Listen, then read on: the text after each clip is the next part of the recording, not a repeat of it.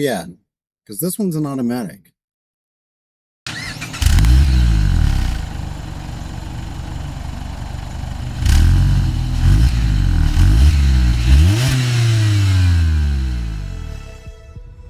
The Mazda Miata is the best-selling sports car of all time. It combines the perfect formula of a lightweight body with a great powertrain and looks that age like fine wine. It's easy to understand why they sell so well, because it's always more fun to drive a slower car fast than it is to drive a fast car slow. Well, it looks like today we're making wine automatically.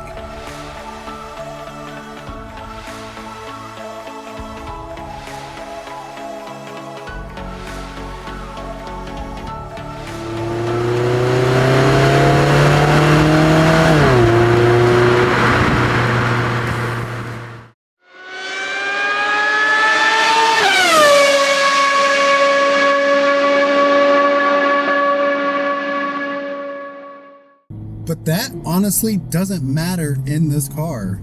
And that's going to sound so strange to say because the epitome of the Miata is a driver's analog car, and some would say an automatic takes away from that.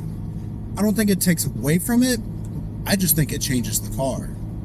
Let me explain. The Miata turns 34 years old this year, which is quite a feat considering it's a very niche sports car. Granted, the best-selling sports car of all time, but it says a lot about a car if it can last for over 30 years, let alone over 10 years in the sports car world. There's very few nameplates that have done that, one of them being the all-famed Porsche 911, and I'm not saying this is a Porsche 911, but what I am saying is the formula to this car is just as good. How is it that when you think Miata, you think you have to have a manual transmission or die, but you take other cars like, say, a Porsche or an Aston Martin or some of those other high-class sports cars that could arguably be more fun with a manual, maybe, but people don't really bat an eye about, oh, you have a 911, PDK is awesome, or, a GT500 with a dual clutch, those types of cars. But with the Miata, everybody's like, oh, you didn't get a manual? How sad. No. This car is just such a delight to drive. And part of the reason is there's an old philosophy in the car world where it's always more fun to drive a slower car fast than it is a fast car slow. This car is that. I'm not saying this car's slow because it's not. 0 to 60 and this thing is in the mid to high fives, which is no slouch by any stretch. And when you're driving something this compact and small, it feels like you're going light speed. But it's that light speed feeling you get while driving this thing that just brings joy, honestly. And for those who don't know, I actually had a Miata for a few days way back when. I say way back when, this was about 3 or 4 years ago, and that one was an absolute blast to drive. I took it through the North Georgia mountains, and that car left such an impression on me because it's a remarkable car in every sense of the word. It handles fantastically. For 2024, they made a few updates to the steering and such. I'm gonna be honest, I don't know if that ever changed much, but I will tell you this. The steering has a fantastic weight to it. It's direct. I mean, you turn this thing wherever you want and it just goes. The car is almost at a perfect 50-50 balance as far as weight distribution. So naturally, the car is incredibly communicative with what it wants to do based off of what you want it to do, which is amazing. Now, in a car of this size, you don't need a lot of power because power to weight ratio is a thing. This car weighs, if I'm not mistaken, about 2,400 pounds, and it's light. But that also means you don't need that much power to have fun. This thing has a 2-liter inline-4, it's naturally aspirated, has about 181 horsepower, if I'm not mistaken, and a little under 160 foot-pounds of torque. This thing redlines at 7,500 RPM. which is almost S2000 territory. And yeah, I brought up the S2000 because that was also a phenomenal car. God, this thing is just such a blast. Even with the automatic. Now, let's talk about that really quick. You can get this car with a 6-speed manual transmission or a 6-speed automatic. And which one you choose decides on what kind of car you want. If you want a more dedicated sports car, then you opt for the manual. If you want more of a fun grand tourer, then you opt for the automatic. Now, the automatic, even though it's a 6-speed, it doesn't feel antiquated. And the reason why I say that is because Mazda decided to purposely not go the dual clutch transmission route with this car, which I find to be interesting. I went down a deep dive of this one, but at one point they were considering a dual clutch, which I think actually would have been a cool car, or a cool thing to put in this car, but they decided to go with a torque converter auto. And with that, they put their own little magic on it, and they actually have patented technology in this transmission. Now, as far as reactiveness or responsiveness, that's the better word, of the transmission, there's a cheat code with this car. So if you're in the market for a Miata and you're getting an automatic and you want to drive spiritedly through the mountains, and manually shift yourself, whether using the shifter or the paddle shifters, the cheat code is this. For one, you want to put the car in sport mode, and two, you definitely want to make sure that you have traction control off, so that way the engine's not cutting power to save traction. Not to say it's easy to break this thing loose, it kind of is. But what I've noticed is that when you take the traction control off and pair it with sport mode in this thing, the transmission reacts quicker and it's a smoother shift, which makes for a great combination. The reason why they say Miata is always the answer is because Miata is always the answer. Like, I feel if this car even had double its power, it would be a scary car. And I genuinely mean that, because this is more than adequate power. It handles beautifully. I feel like a thicker tire could be a nicety, but you can't always get everything that you want. But if I did have one thing that I could ask Mazda to do, is bring back a Mazda Speed. I think if they made a Mazda Speed Miata, that thing would sell like hotcakes. Now, they would have to find a way to make it feasible as far as price point, because this specific one is a Grand Touring, meaning this one's the fully loaded luxury model, and this thing's almost $40,000. But if you take like a Club Sport and make it like a Mazda Speed or Mazda Speed Club Sport, either turbo it or give it a little bit more power with a more aggressive exhaust note or something, God, I feel like that'd be excellent. Please, Mazda. I'm pretty sure half the internet's asking you to do this. Now, one thing you have to be sure of if you're going to buy a Miata is you have to buy one of these intentionally. And what I mean by that is you can't buy this wanting to daily drive it. And not to say that you can't daily drive it, but you just have to know what you're getting into, because the car is small, obviously, and there's very minimal storage in this thing. I mean, heck, my iPhone 15 Pro Max doesn't even fit in this little phone slot here, which, I don't even know if that's a dedicated phone slot, but it just looks like it. And, the only true storage you have on the interior of this car is right here, but if you have a drink there, then you can't open it. So you have to choose. Do you want access to storage, or do you want a drink? I want a drink. And no, I'm not sponsored by Ghost, but that is my choice of energy for this morning. The power delivery in this thing is so fun.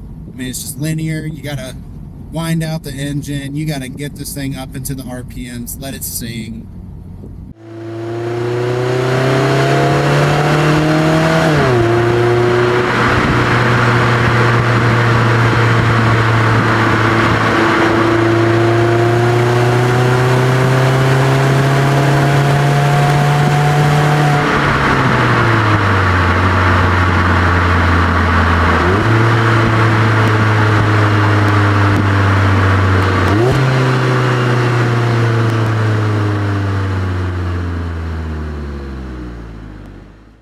thing's riding on Potenzas, and it's got an LSD.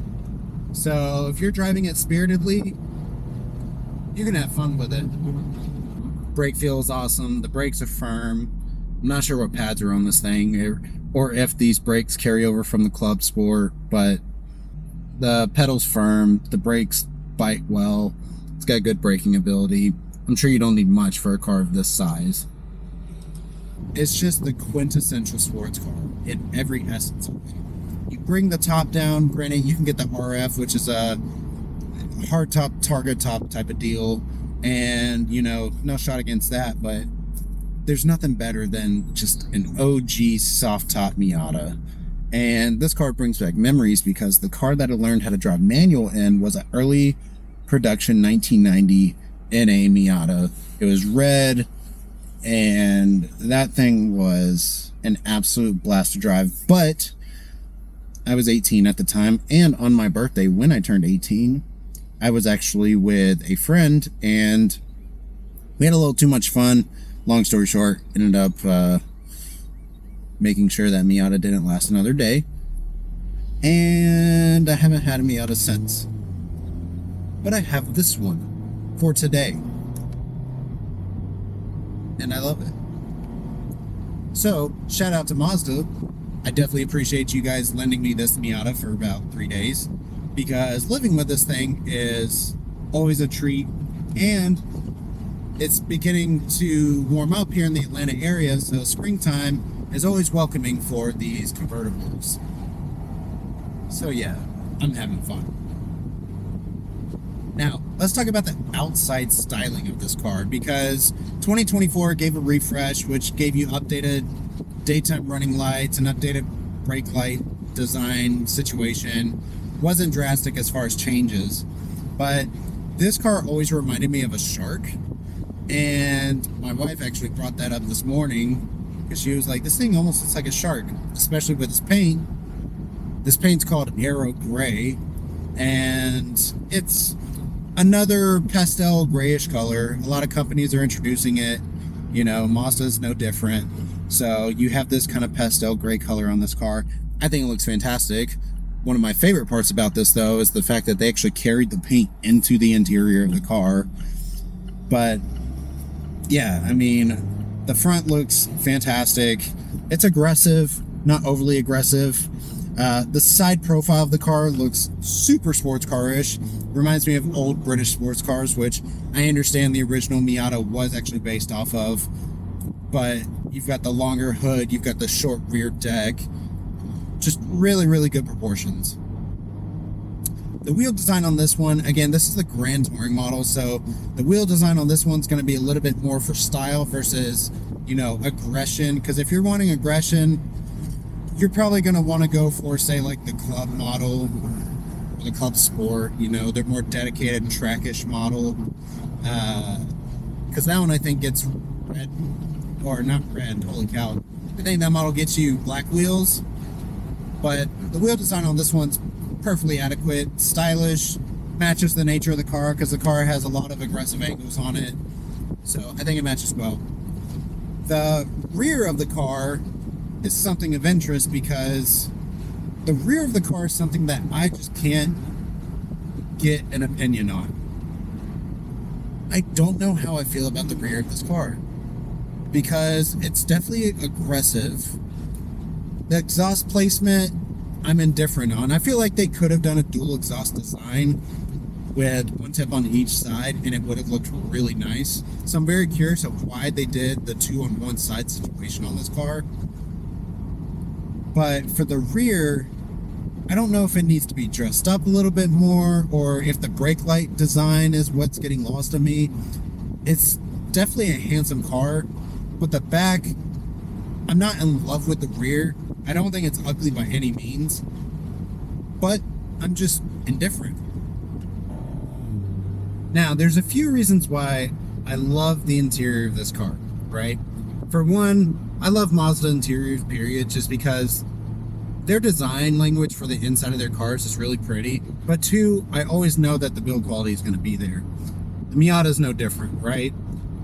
The materials they use in this car are really well appointed, especially for the price point, because you have to understand Mazda's going up market, and part of that means they have to have nicer materials. So soft touch everywhere you look. As far as other aspects of the interior, I love the fact that they did match the paint to the top of the door panel, which I thought was just such an interesting, design cue. You've got these satin finishes that look almost metallic in nature, and everywhere that you touch, it just feels nice. And you got to ask yourself, is it worth 40 grand? And the answer is yeah. Because the same person who can afford this car is also going to be the person who's probably going to make it their weekend car. And they want to get this because it's more practical than, say, spending double the money on, say, a Z4 or, another kind of roadster. And yes, I know the Z4 is a little bit different in terms of powertrain and such. But if all you're after is a fun and engaging driving experience, then this is all you need. The seats are really comfortable. They are manually adjusting, which is fine, but they're both heated, which is great. They've got really good support. They hug you decently. This is no track car by any means. You can fix that. But, they're super comfy. The other aspect that I love about the interior, two things actually. One, you've got a touchscreen in a Mazda, which is always a great sight to see. Okay, you still have the little dial knob, so if you want to control it with the dial knob, you can. So you have that duality, which is great. But the other aspect is you have analog gauges. And at first that might seem like a step back for a car like this, but I personally love it because these gauges are beautiful. They don't look cheap by any stretch. And then the left gauge is actually a screen where you can access, things like engine temp and your miles till empty and things of that nature. But overall, everything just looks so intentional in the interior. You've got other niceties. You've got, automatic headlights that swivel and auto level, automatic high beam assist. You've got rain sensing wipers, adaptive cruise control. I mean, these are all luxuries that you would want on a car like this if you want a more grand touring type of car. And that makes sense for this trim. This is the grand touring. This is the luxury Miata. So I think what Mazda has done is they've taken a car that is an analog sports car and they have found a way to turn it into a grand tour. I find that very interesting. This thing never ceases to put a smile on my face. Even with this one being an automatic, you still have the fun factor. For those who are saying, oh, manual or die, would I prefer a manual in this? Sure. But does the automatic take all the fun away from this? Not by a long shot. So does this answer the age-old question, as we're ending the cycle of this generation Miata, because the ND is coming to an end soon, does that answer the age-old question? Is Miata always the answer? You tell me. Just kidding. It is. Though this one didn't have the manual transmission, it still told the same story that the Miata has told for almost 40 years. That big things come in small packages. That it really is more fun to drive a slower car fast than it is a fast car slow.